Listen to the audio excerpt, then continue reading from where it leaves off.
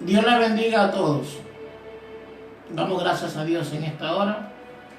Queremos compartir a través de este medio acerca de la palabra de Dios. Quiero hablar un poco acerca de la oración, pero primeramente quiero orar al Señor para que sea su Santo Espíritu quien pueda dirigir nuestras vidas, porque Él glorificará a Cristo. Oremos. Padre, en el nombre de Jesús, te damos gracias en esta hora, Señor. Yo te pido, Padre amado de la gloria, que tu Santo Espíritu tome control de lo que vamos a hacer en esta hora y traiga la revelación de la palabra, Señor, que es Cristo Jesús.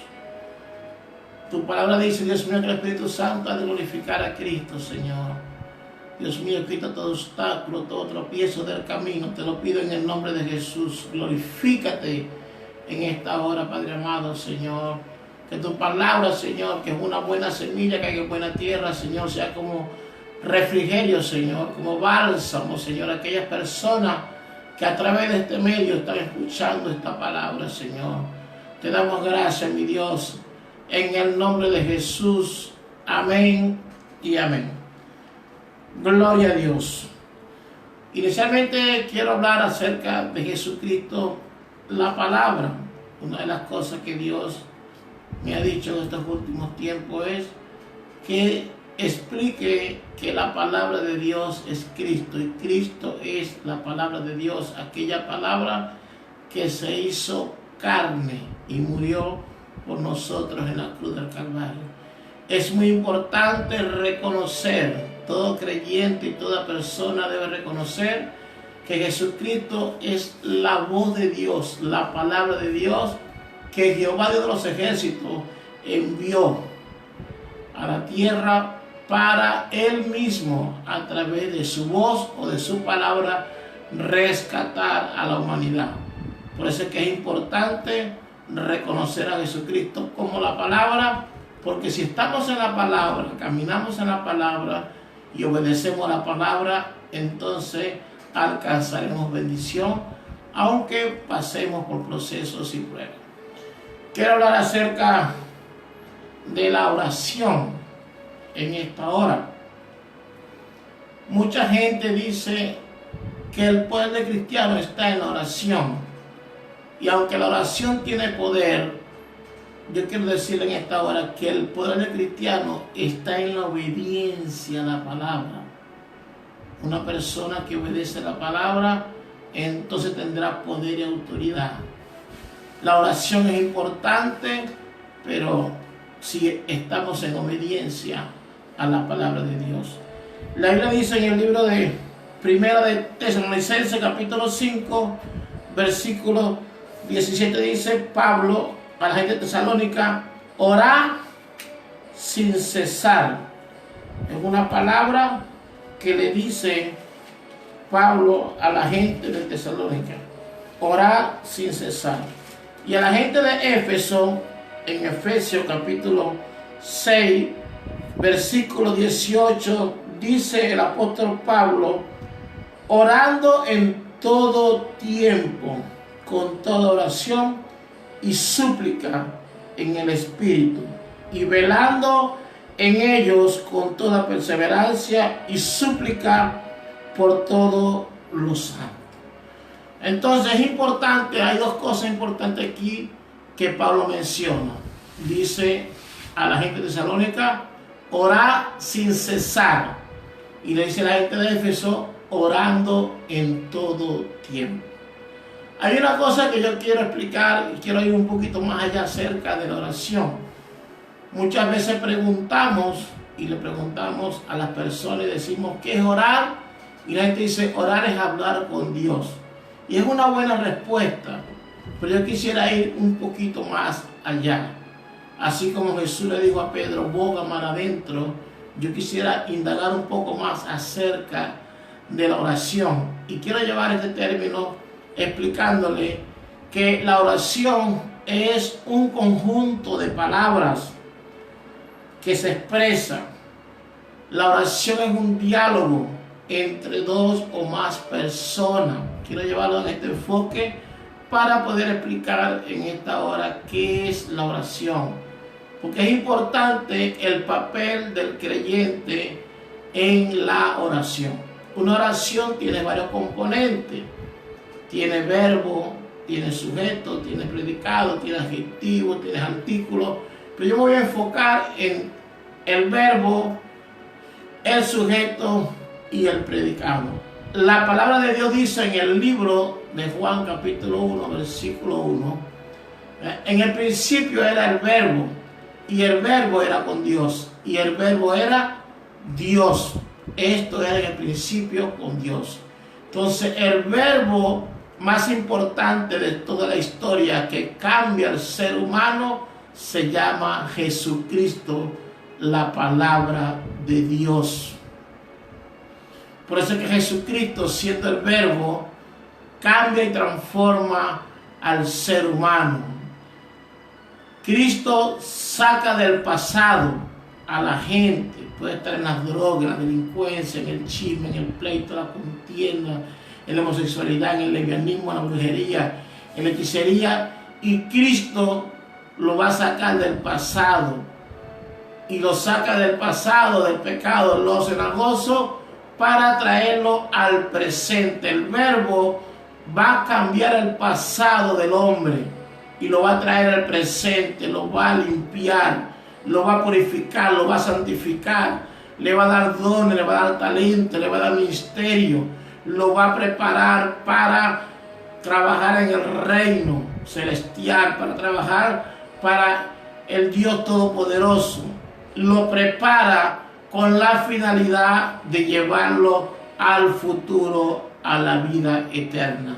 Si el verbo que es Cristo no puede cambiar al hombre, nadie lo podrá cambiar. Repito, Jesucristo es el verbo, saca del pasado, lo trae al presente, lo prepara para llevarlo al futuro, a la vida eterna. Es el verbo que transforma, el verbo que cambia.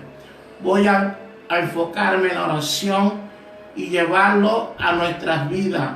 Entonces el verbo ya lo tenemos. ¿Quién es el verbo? Jesucristo es el verbo. ¿Quién es el sujeto? El sujeto son todas las personas, la humanidad, sea cristiano o no, es el sujeto que está en la tierra, que va a orar, que va a accionar, que es el que va a hacer el hecho. Porque el predicado son las acciones, el hecho que el hombre o la mujer, el joven, el adolescente, el niño hace. Entonces tenemos el verbo, el sujeto y el predicado, que son las acciones que hace el ser humano. Por mucho tiempo la humanidad, el hombre, cuando hablo de hombre voy a enfocar a la mujer y a los jóvenes, siempre ha tomado un mal camino. Se han ido a hacer un mal predicado, una mala acción.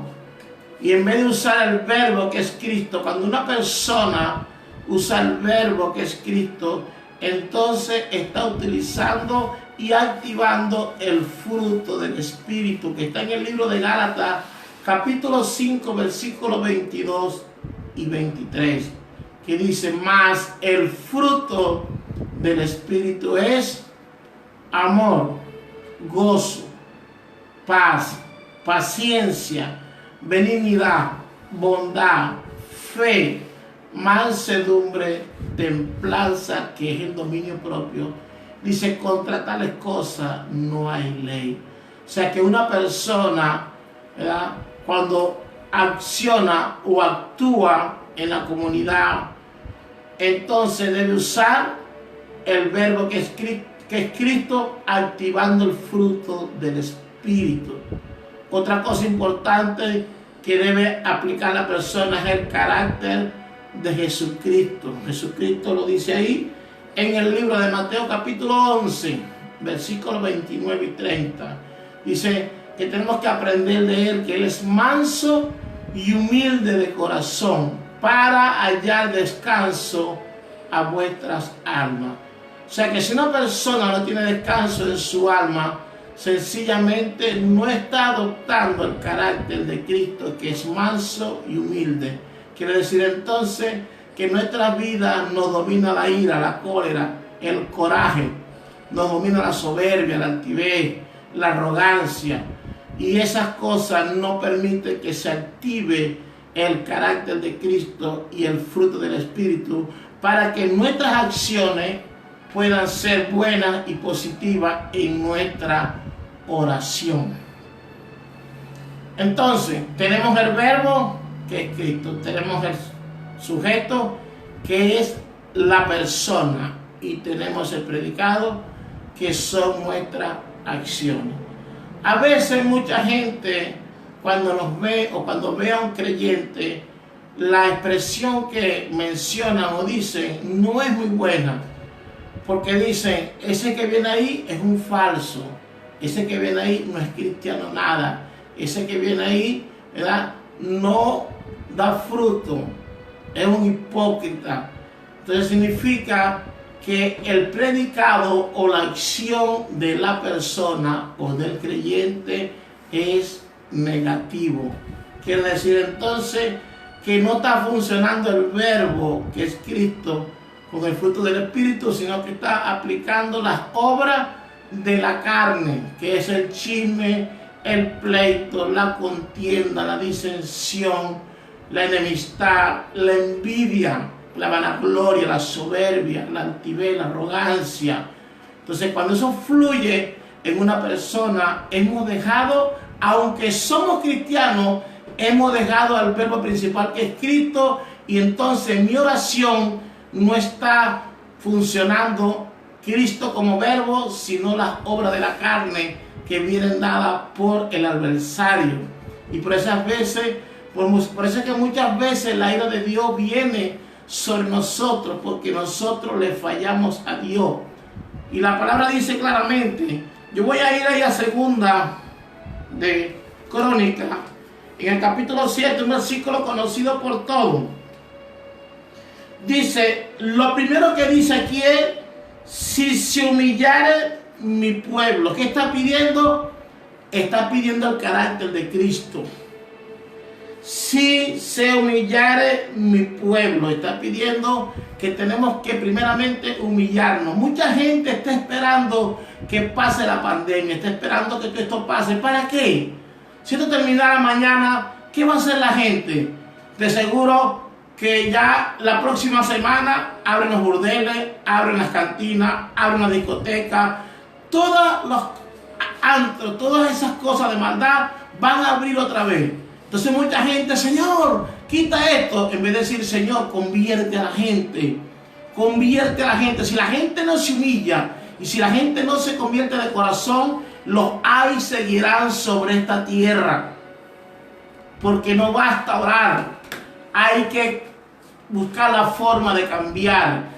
La que dice que si se humillara mi pueblo, lo primero que tiene que hacer es humillarse, entender que hay un Dios todopoderoso.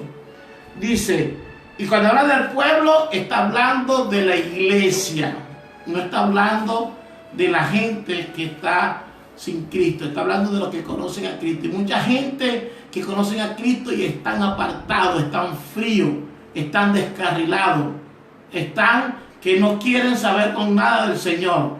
Y aún con todo lo que está pasando y lo piensan a ver si vuelven o no vuelven a Cristo. Después dice, y oraren. En segundo lugar está poniendo la oración.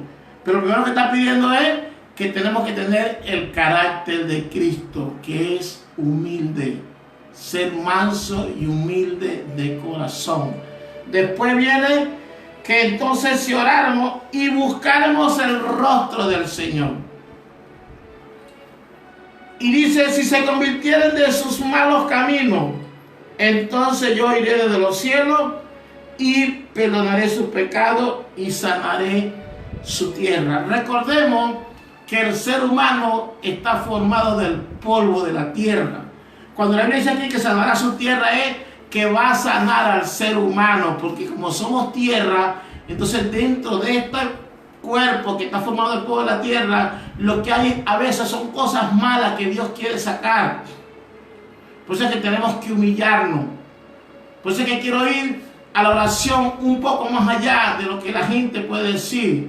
Hermano, el poder de cristiano tiene oración. Es cierto que la oración tiene poder, pero si yo no obedezco a la palabra de Dios, si yo no camino a la luz de la palabra, de nada me vale orar 14, 15, 7, 8, 6, 2 horas. No me va a servir de nada, porque no me he convertido a Cristo. Y la idea no es que yo pueda orar mucho, sino que yo pueda convertirme a Cristo de corazón y aplicar el fruto del Espíritu para que la oración sea eficaz. Algo importante en la oración no es orar por orar. Vamos a la palabra. En el libro de Marcos, capítulo 11, versículo 23 dice: porque de cierto os digo que cualquiera que dijere a este monte, quítate y échate en el mar, y no dudara en su corazón, sino creyere que será hecho lo que dice, lo que diga, le será hecho. He aquí un versículo profético de una profundidad tremenda. Cuando el creyente entiende esta palabra y ora por la palabra, está orando con Cristo. Cuando dice la palabra, porque de cierto os digo, es porque es una gran verdad. Y cuando dice que cualquiera, ¿quién es cualquiera? Puede ser Petra, puede ser Juana, puede ser Justo, puede ser Pedro, puede ser Francisco, puede ser Fernando. Cualquiera es, porque en este versículo entran todos los creyentes que han recibido a Cristo. Y dice: le dijera a este monte. El monte representa la adversidad, la enfermedad, la escasez, el problema que sea, representa el monte. Dice: quítate y échate en el mar. Y no dude en su corazón, porque la duda siempre va a hacer flaquear lo que queremos hacer para el Señor. Señor, ¿será verdad que yo voy a pasar esto? ¿Será verdad que tú me puedes sanar? ¿Será verdad que puedo hacer aquello? Comenzamos a dudar, nos ponemos como Felipe. En este tiempo, hermanos, se está repitiendo la historia de Cristo. Cristo tenía muchos discípulos. Felipe dudaba de Cristo. Señor, muéstranos al Padre. Dice: Señor, tanto tiempo que estoy contigo y no me has conocido, Felipe. Aparecía Tomás, el incrédulo. Entonces hay gente incrédula, gente dudando. Hay gente que niegan a Cristo con sus hechos, como Pedro. Roguemos a Dios que no seamos Judas Iscariote, que traicionemos al Maestro.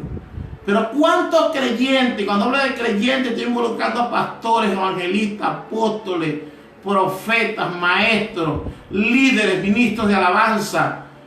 ¿Cuántos hemos traicionado al Señor? ¿Cuántos hemos dudado del Señor? ¿Cuántos de nosotros hemos negado al Señor con nuestros hechos? Y aquí dice que si no dudamos, si no creemos, Dios va a hacer. Dice aquí claramente que si creyere, lo que diga le será hecho. El versículo 24 dice: por tanto os digo que todo lo que pidiereis orando, creed que lo recibiréis y os vendrá. Y de aquí se agarran muchos líderes para decir: hermano, pídale al Señor, que lo que usted le pida a Dios se lo va a dar, porque está escrito. Es cierto que aquí está escrito, pero es algo importante que tenemos que conocer en cuanto vamos a orar.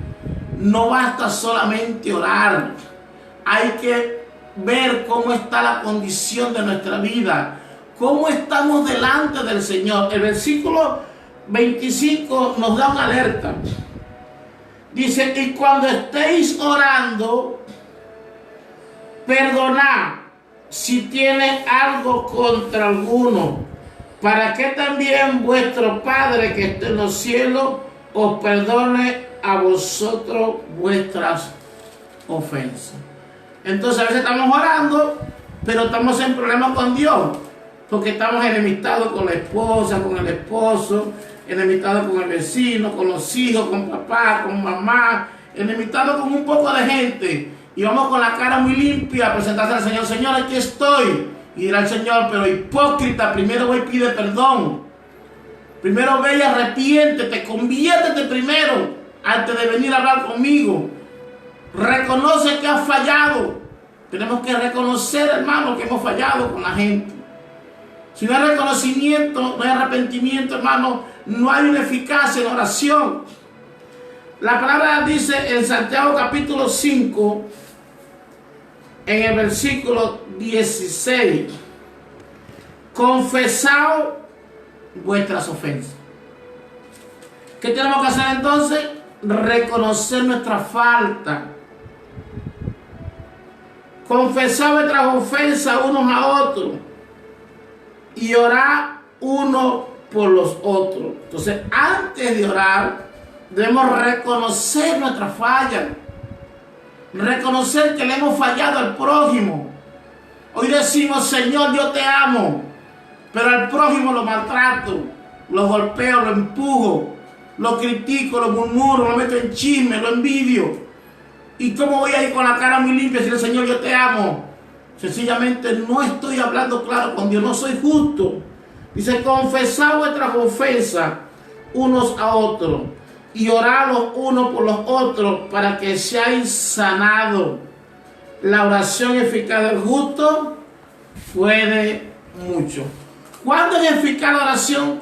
Cuando somos justos, cuando reconocemos nuestra falla, cuando reconocemos nuestros errores.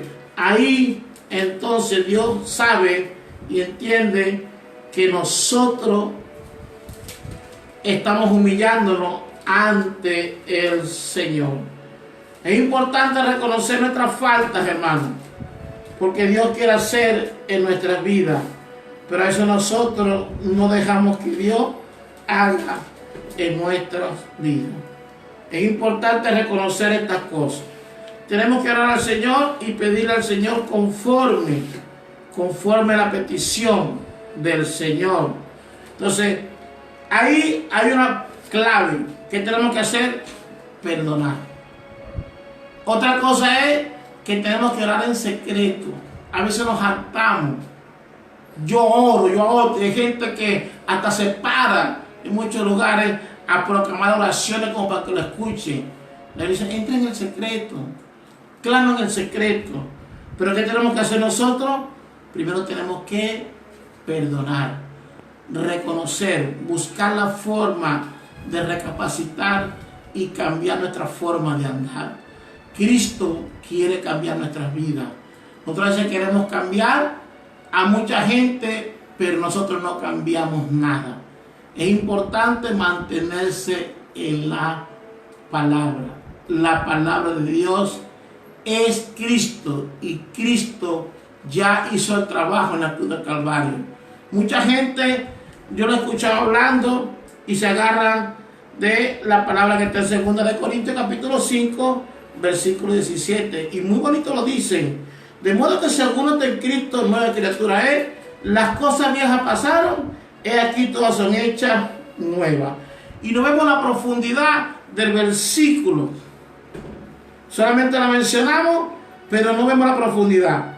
De modo que si alguno está, no dice si recibió, no dice si aceptó, dice si está en Cristo, de modo que si alguno está obedeciendo la palabra, está caminando por la palabra, esa persona que está obedeciendo la palabra se puede considerar que es una nueva criatura.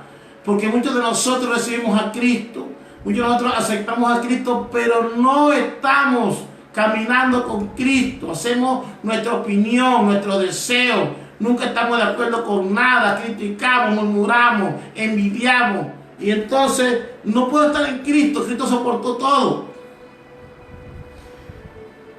Las cosas viejas pasaron. Quiere decir que si era chismoso no voy a chismosear más. Si era pleitito no voy a pelear más.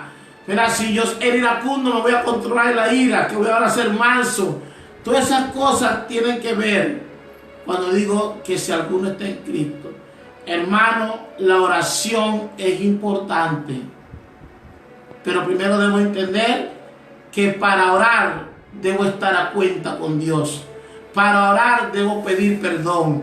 Para orar debo reconocer mis faltas, mis errores, mis fallas. Para orar debo humillarme ante Dios primero, para que la oración sea eficaz. No es orar por orar. Si así fuera, hermano, muchas veces oramos y decimos, Señor, pero ¿qué pasa? ¿Qué sucede? ¿Por qué no pasa nada? ¿Por qué no hay respuesta? Sencillamente debemos revisar nuestras vidas si estamos fallándole a Dios. Debemos revisar nuestras vidas si hay muchas cosas que cambiar en nuestras vidas. Es importante reconocer nuestra falla. Dios nos ayude. Dios nos ayude a cambiar. Esta corta reflexión acerca de la oración es para que entendamos.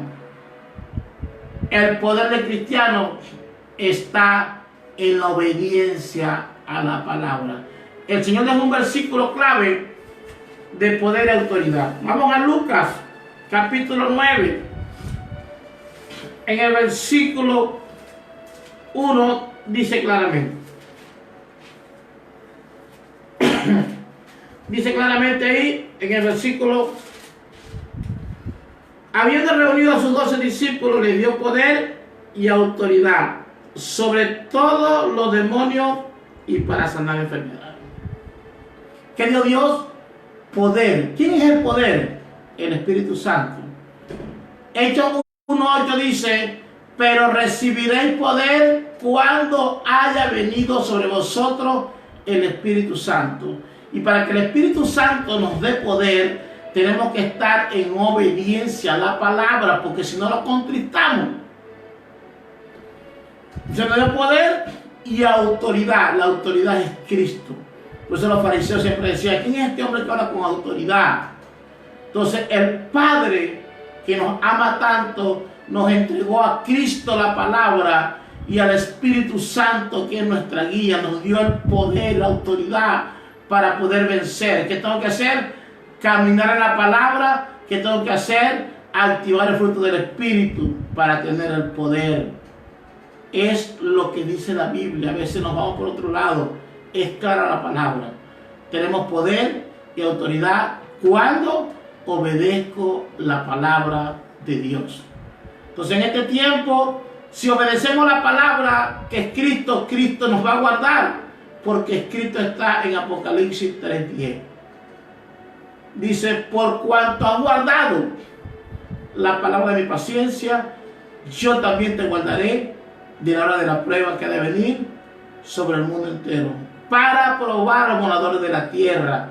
Dios está probando a los moradores de la tierra, pero aquellos que están en Cristo, y que hay mucha gente que Dios no ha tocado, porque hay gente que están orando por ellos, porque quizás están apartados, quizás están fríos, pero hay padres, madres que están ahí clamando por sus hijos, y Dios bajo esa promesa ha guardado a mucha gente. Yo solo le pido a Dios que después que pase esto, que va a pasar pronto, que la gente se vaya a Dios y que se preparen, porque este es el primer ay y faltan otros ay. La tierra va a temblar como un borracho. Los volcanes están listos y dispuestos para erupcionar.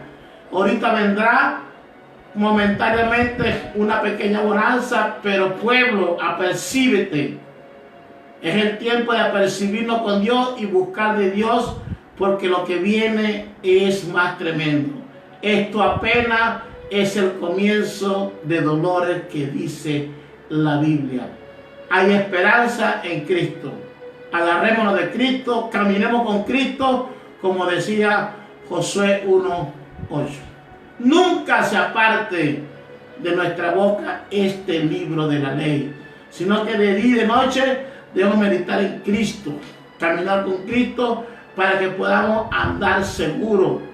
Porque es muy fácil decirnos: Señor, yo estoy bajo de tus alas, ¿verdad? El que abriga el abrigo del Altísimo morará bajo la sombra del Omnipotente. Pero estamos bajo el abrigo del Altísimo cuando estamos en obediencia. Dios nos ayude, Dios nos cuide. Esta es la pequeña reflexión, la corta meditación, para que podamos buscar del Señor. Dios les bendiga, Dios les guarde, y espero que esta reflexión, ¿verdad?, nos sea para que nosotros podamos buscar del Señor. Dios les bendiga. Hasta el próximo.